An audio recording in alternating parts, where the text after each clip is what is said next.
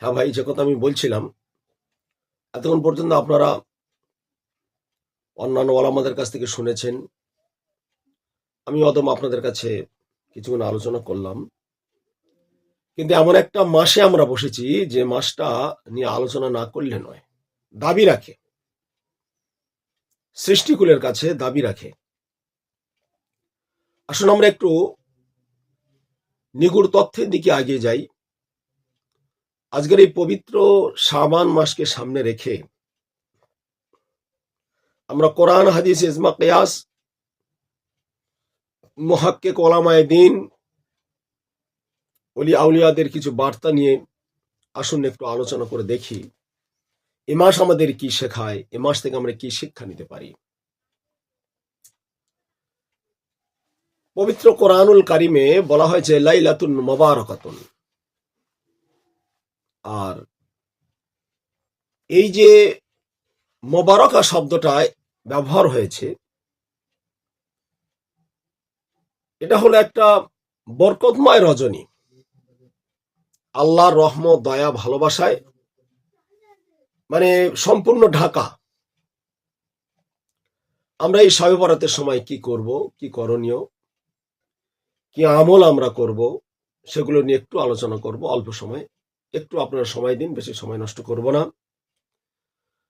প্রথমত দেখুন, এক শ্রেণীর ব্যক্তিবর্গ তারা বলে বেড়াচ্ছেন জিয়ারতে কবর, অর্থাৎ কবর জিয়ারত করা যাবে না। তারা কবর জিয়ারতকে নিষেধ করছে। রাসূল করিম সাল্লাল্লাহু আলাইহি ওয়াসাল্লামের মুখনিসৃত বাণী, হাদিস আমাদের কাছে কি শিক্ষা দেয়, হাদিস আমাদের কাছে কি বর্ণনা করছে, সেটা আমরা দেখব। হাদিস শরীফে বলা হয়েছে যে ফাকুমু লাইলাতা ওয়া সুমু নাহারাহা। তাহলে ফাকুমু লাইলাহা ওয়া সুমু নাহারাহা, তোমরা রাত্রে দাঁড়াও, নামাজ পড়ো, আল্লাহর জিকির আজগার করো, আল্লাহর স্মরণে থাকো, নামাজ পড়ো। ওয়া সুমু নাহারাহা, আর দিবালোকে দিবসে দিনে তোমরা রোজা রাখো। তাহলে একদিকে নামাজ পড়ার কথা এখানে আমরা পেয়ে গেলাম, দাঁড়ানোর কথা বলেছে, অর্থাৎ নামাজ পড়ার কথা বলা হয়েছে, আর দিনে রোজা রাখার কথা বলা হয়েছে। আমরা 14, 15, 16 করতে পারি, কেউ 13, 14, 15 করতে পারে, অসুবিধা কিছু নেই।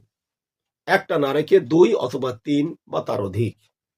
দেখুন, অন্য হাদিস শরীফে এসেছে রাসূল করিম সাল্লাল্লাহু আলাইহি ওয়াসাল্লাম এত অধিক পরিমাণে রোজা রাখতেন এই মাসে,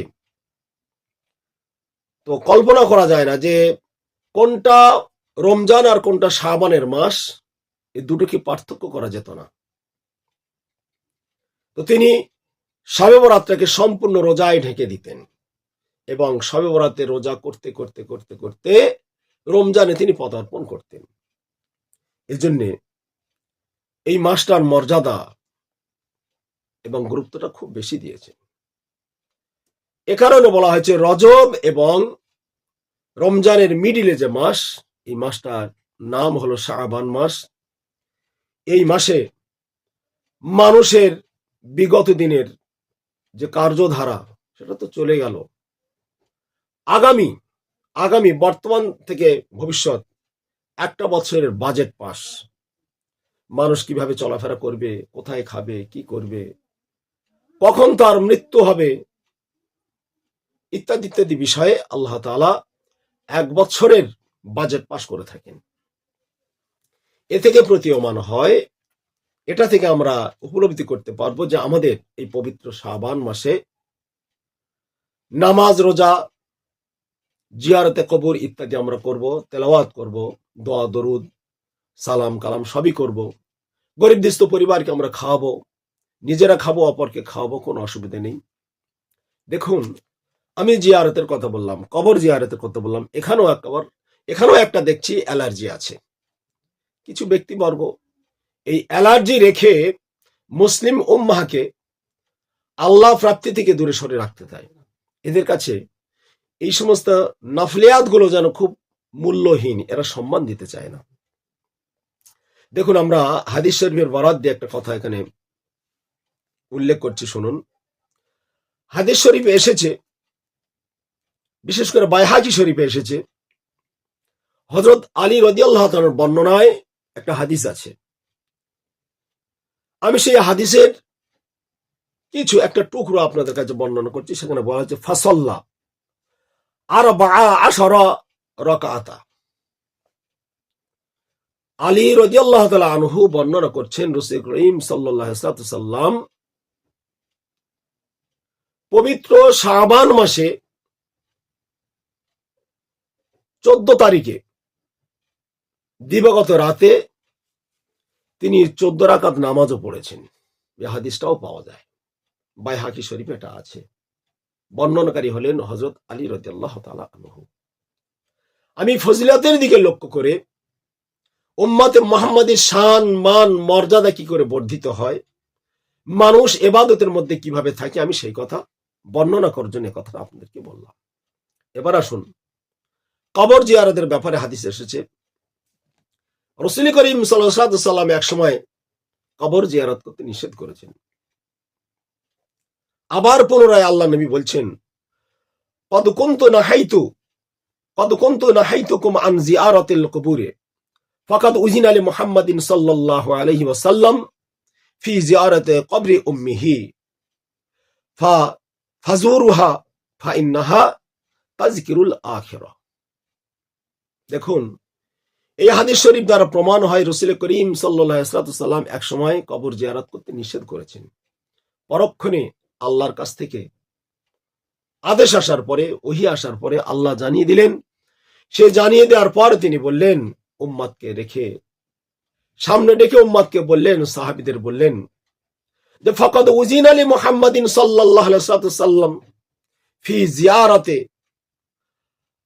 কবরি উম্মিহি ফাজারুহা ফাইন্নাহা তাযকিরুল আখির।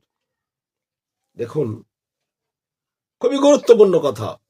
নবী আমার বললেন, আমার আব্বাজানের কবর জিয়ারতের কথা নিষেধ করা হয়েছিল। আমি নবী মুহাম্মদ রাসূলুল্লাহ সাল্লাল্লাহু আলাইহি ওয়াসাল্লাম কবর জিয়ারত করতে গেলাম না। পরে যখন আমাকে বলা হলো, ও মুহাম্মদ রাসূলুল্লাহ সাল্লাল্লাহু আলাইহি ওয়াসাল্লাম, তুমি কবর জিয়ারত করার জন্য যাও, তোমাকে আদেশ করা হলো। আমার আল্লাহ তাআলা আদেশ যখন করলেন, সঙ্গে সঙ্গে আমি নবী মুহাম্মদ রাসূলুল্লাহ সাল্লাল্লাহু আলাইহি ওয়াসাল্লাম আমি আমার আম্মাজানের কবরটা জিয়ারত করার জন্য গিয়েছিলাম। এই পৃথিবীর মানুষেরা আল্লাহর নবীকে নিষেধ করে দেওয়া হয়েছিল, তুমি জিয়ারত করার জন্য যাবে না। তোমার আম্মাজান হলেন মুসলমান, তাদের জন্য তুমি মাগফিরাত চাবে না, মাগফিরাত চাওয়ার প্রয়োজন নেই, তাদেরকে তুমি জিয়ারত করতে এখন যাবে না। পরক্ষণে আল্লাহ তাআলা জানিয়ে দিলেন, যাও এবার তুমি জিয়ারত করতে যাওয়ার কোনো অসুবিধা হবে না। তারা মুসলমান, মুমিন মুসলমান তারা ছিল। অতএব তুমি জিয়ারতে জানো, তাদের গুনার কারণে তুমি আল্লাহর কাছে ক্ষমা প্রার্থীর জন্য যাও না। তাদের গুনাহ নেই, তারা গুনাহ করেনি। অতএব গুনার কারণ দর্শানোর জন্য তুমি জিয়ারতে যাবে না। এ থেকে প্রমাণ হয় যে কবর জিয়ারতে গেলে আখিরাতের কথা, হাদিসে এসেছে, আখিরাতের কথা স্মরণ হয়। তাই আখিরাতকে সামনে রেখে আমাদের চলতে হবে।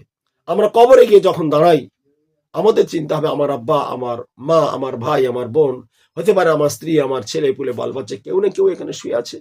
তাহলে তাদের কাছে যখন গেলাম, আমাদের অন্তরে একটা ভয় আসবে। আজকে সেই জিয়ারত করার কথা বলা হয়েছে।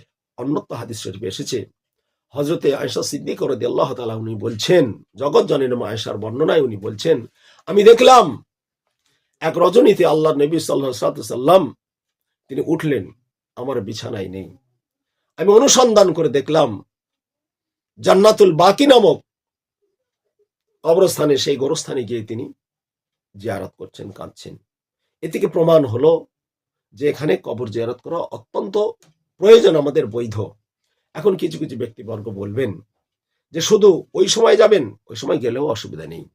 আমরা এমন একটা চিন্তা ভাবনায় চলেছি যে এই কাজটা তুমি সব সময় করবে না, তোমার বেদাত হয়ে যাবে। আরে ভাই, ছাড়ুন না আপনার বেদাত। ওলি আল্লাহর কি করেছে দেখুন না। বরফির আব্দুল কাদের জিলানী রহমাতুল্লাহ আলাইহি, যাকে বাদ দিলে চলে না, ইমাম গাজ্জালী রহমাতুল্লাহ আলাইহি কি করেছে দেখুন না। মুজাদ্দিদ আলফে সানি রহমতুল্লাহ আলাইহি কিভাবে জীবনযাপন চালিয়েছেন সেগুলো দেখুন। খাজা মঈনুদ্দিন চিশতি রহমতুল্লাহ আলাইহি, বাইজিদ বুস্তামি রহমতুল্লাহ আলাইহি, এমন করে আল্লাহর যে সমস্ত ওলিরা আছেন তারা কিভাবে জীবন নিয়ে গিয়েছেন, তারা জিয়ারতে কবরের গুরুত্ব দিয়েছেন। এখন আমার গুরুত্ব দিই না, আমরা বুঝতে পারি না, আমরা কবরটা দেখতে যাই, না গেলে নয় তো চল বাপের মাজারে একবার গিয়ে দাঁড়াই। কিন্তু কবর জিয়ারতমন্দের সামনে দেখা, একটা আয়নার সামনে দাঁড়ালে আপনি আপনার ফেসটা দেখতে পাবেন। আল্লাহ তাআলা তাদের বা যাদের ক্ষমতা দিয়েছেন তারা সে জ্ঞান উপলব্ধি করতে পারে, তারা বুঝতে পারেন, আল্লাহ তাদেরকে বুঝিয়ে দেন, তারা বোঝেন। এজন্য যারা কবর জিয়ারত করতে যাবেন তাদেরকে আমরা আরো অভিবাদন জানাবো, কিন্তু তাদেরকে আমরা পিছু টেনে রাখবো না, এটা ঠিক নয়। আমরা বলবো না যে তুমি যেও না। এরকম অনেকেই বলতে শুনেছি যে প্রত্যেক বছর কাজ করবে না। রাসূল আকরাম সাল্লাল্লাহু আলাইহি ওয়াসাল্লামের আদাত ছিল প্রতি লাইলাতুল বারাতে জান্নাতুল বাকিতে যাওয়া, তিনি সেখানে যেতেন। তাই মা আয়েশা সিদ্দিকা রাদিয়াল্লাহু তাআলা আনহার চোখে একদিন পড়লেন, পরপর তিনি বললেন, আয়েশা তুমি কি জানো না আজকের কোন রাত? আজকের হলো তো নিসফু শাবান, তাহলে শাবানের 14 দিবাগত রাত। এদিনে আল্লাহ তাআলা খুবই খুশি হন। আল্লাহ বলেন, হাল মিন মুস্তাগফিরুন, কি আছো তোমাদের মধ্যে ক্ষমা চার জন্য? এসো, তোমার ক্ষমা করে দেব।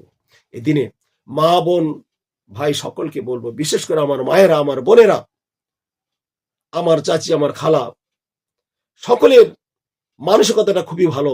যখন শবে বরাত আসে, এই মাসগুলো যখন আসে, সকলের মনে একটা আনন্দ, একটা উৎসুক জাগে যে আমরা তেলাওয়াত করব, নামাজ পড়বো, জিকির আজগার, মুরাকাবা, মুশাহাদা করব। এগুলো খুবই ভালো জিনিস। নামাজ, কালাম, রোজা সবই করবেন, কোনো অসুবিধা নেই।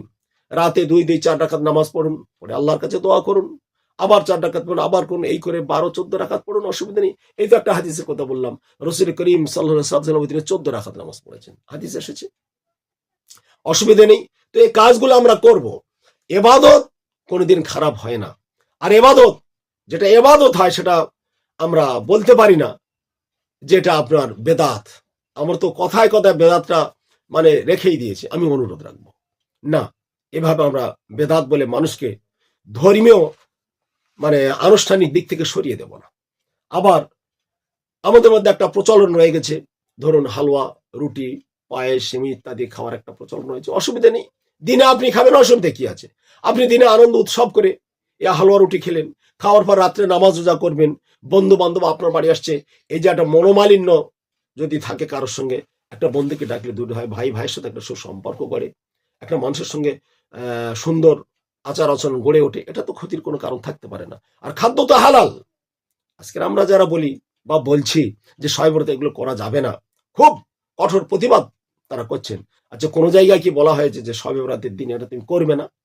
ভালো জিনিস করার ক্ষেত্রে শরিয়ত সবসময় অনুমোদন দেয়, আর খারাপটাকে করার জন্য সবসময় নিষেধাজ্ঞা করে।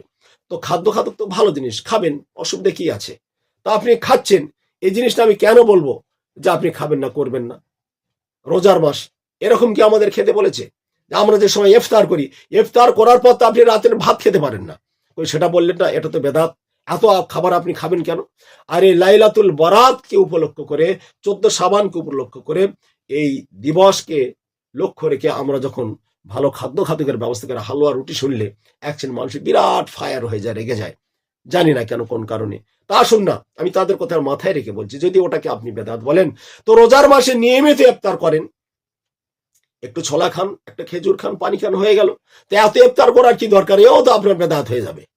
তাহলে সব বেদাত বেদাত নয়, সব নতুনত্বগুলো যে মানে গোমরাহির পথের দিকে নিয়ে যাবে তা নয়। এগুলো আমাদের বিবেক বুদ্ধি বাস্তবসম্মত জ্ঞান দিয়ে একটু উপলব্ধি করা দরকার। তাহলে আমাদের জ্ঞান বিবেক চেতনাগুলো অনেকটা বর্ধিত হবে, আমরা বুঝতে পারবো। এর জন্য আমি আকুল আবেদন, প্রাণ ভরা ভালোবাসা নিয়ে আমি আমার সমাজের, আমি আমার জাতির মানুষকে বলবো, আসুন না ছোট ছোট জিনিসগুলিকে ভুলে যাই। যারা করছেন তাদের করতে দিন। কেন আপনি বলবেন যে জিয়ারতে যাওয়া যাবে না? কেন 5 জন লোক নিয়ে যাওয়া যাবে না? 5টা লোক নিয়ে যে আমি জিয়ারতে যাই, আমি জিয়ারত করলাম, তারাও শিখলো, তাদের জেনারেশন এভাবে, বাপ মা মারা গেলে তার হাত তুলবে, দোয়া করবে, তো ভালো জিনিস। তাহলে আপনি বেদাত বলে কেন ঠেলে দিচ্ছেন? আজকের এই জিনিসগুলো আমাদের কাছ থেকে দিনের পর দিন সরে যাচ্ছে। আমি অনুরোধ রাখবো যাতে করে এগুলো আমাদের ভিতরে আসে। এরা বলে যে শবে বরাতের হাদিস নেই, দেখুন কম বেশি পায় 15 থেকে 17টা সাহাবীর বর্ণনা আছে, আমরা সেগুলো তো মানতে চাচ্ছি না, তুলে দিতে চাচ্ছি। আমরা সেগুলো সরিয়ে আমরা নিজেদের মতো করে একটা কাজ করতে চাচ্ছি, এবং সর্বপ্রথম আমরা বেদাত দিয়ে শুরু করছি। আমরা যারা বেদাত দিয়ে শুরু করি, আমাদের ভাবা দরকার আমাদের মধ্যে বহু বেদাত আছে যেটাকে আমি চোখ বন্ধ করে মেনে নিয়ে কাজ করি।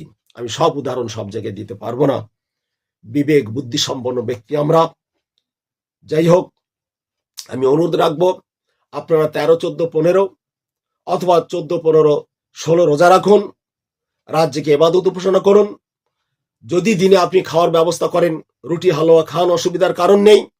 কারণ খাদ্যকে আমি কোন রকম ভাবে বেদাত বলে, হারাম বলে তাকে দমিয়ে রাখতে পারি না। এটা কোশ্চিনকালে এটা বলা আমাদের উচিত নয়।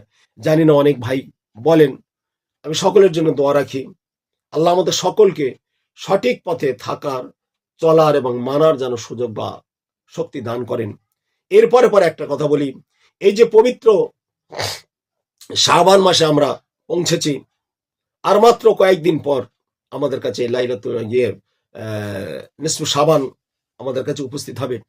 আমি আপনাদের সকলকে বলবো, এই বেদাত করে আমরা খুব লাফাচ্ছি। বায়াত হওয়ার কথা এসেছে, হাদিসে বায়াত হওয়ার কথা বলেছে, বায়াত বিহীন ইন্তেকাল করলে তার জাহান্নামের কথা বলা হয়েছে। তাহলে আমরা তো নামাজ শিখেছি, রোজা শিখেছি, হজ শিখেছি, জাকাত শিখেছি, কালিমা কোথায় শিখেছি? তো কালিমাটা তো একটা শেখার ব্যাপার। আমি কালমা কার কাছে শিখলাম না, মুখে মুখে পড়ে আমি মুসলমান হয়ে গেলাম, এটা হয় কি করে? শুধু কেবলমাত্র যারা অমুসলিম তারা যখন কনভার্টেড হবে, তারা যখন দীক্ষা নেবে, এই তারাই কলমা পড়ে মুসলমান হবে, আর আমাদের কলমা পড়তে হবে না। আমরা আমার বাপ মুসলমান, আমি মুসলমান হয়ে গেলাম, একটা বৈরী মনোভাব। এ থেকে আমাদের একটু সরে আসা দরকার। আমরা তো বুঝবো যে নামাজ যদি শিখতে হয়, রোজা হজ জাকাত সব যদি শিখতে হয়, কালেমা পড়াটা কেন শিখতে হবে না? কোন কামেল মুর্শিদের দরবার আমাদের সকলের যাওয়া দরকার, সেখান থেকে আমাদের কালিমার শিক্ষা দীক্ষাটা নেওয়া দরকার। আল্লাহ আমাদের সকলকে এই পবিত্র শাবান মাস উপলক্ষে আমাদের বায়াত হওয়ার সুযোগ বা তৌফিক দান করুন। বিশেষ করে 4টে তরিকা, কাদরিয়া, চিশতিয়া, নকশবন্দি, মুজাদ্দিদিয়া, এই 4টে তরিকা আছে। এই 4টে তরিকার মধ্যে তবে সর্বশ্রেষ্ঠ তরিকা বর্তমানে যে তাজ্জু ফায়েজ বরকত অত্যন্ত বেশি, সেটা হলো মুজাদ্দিদি তরিকা, যেটা আপনার 1 থেকে 40 দিনের মধ্যে আমার আপনার কলব জারি হতে পারে, যদি কোনো কামেল মোকাম্মল মুর্শিদের দ্বারস্থ হয়ে তার কাছে যদি আপনি বায়াত হন। আমি আশা করব দিনদার মুসলমান ভাইরা আমরা সকলেই বুঝবো এবং বায়াতের দিকে এগিয়ে যাব। এই যে শবে বরাত বুঝবে আল্লাহর যারা প্রকৃত মোমেন বান্দা, তারা এই বুঝটা আল্লাহ তাদের দিয়েছেন, তারা কিন্তু বুঝতে পারবেন যে শবে বরাত কি, শবে বরাতের লজ্জাত, তার মানে স্বাদ, এটা তারা গ্রহণ করতে পারবে। তারা রাতে যখন নামাজ পড়বে, তারা যখন দাঁড়াবে, তারা বুঝতে পারবে। যারা তাহাজ্জুদ পড়তে চান তারাও তাহাজ্জুদ পড়বেন, যারা নফল পড়তে চান তারাও পড়বেন, নফল তাহাজ্জুদ উভয় পড়বেন, কোনো অসুবিধা নেই। আল্লাহ আমাদের সকলকে এই পথ মতের উপর থাকার শক্তি বা তৌফিক দান করুন। আমিন। ওয়া আখির দাওয়ানা আনিল হামদুলিল্লাহি রাব্বিল আলামিন। আসসালামু আলাইকুম ওয়া রাহমাতুল্লাহি ওয়া বারাকাতুহু।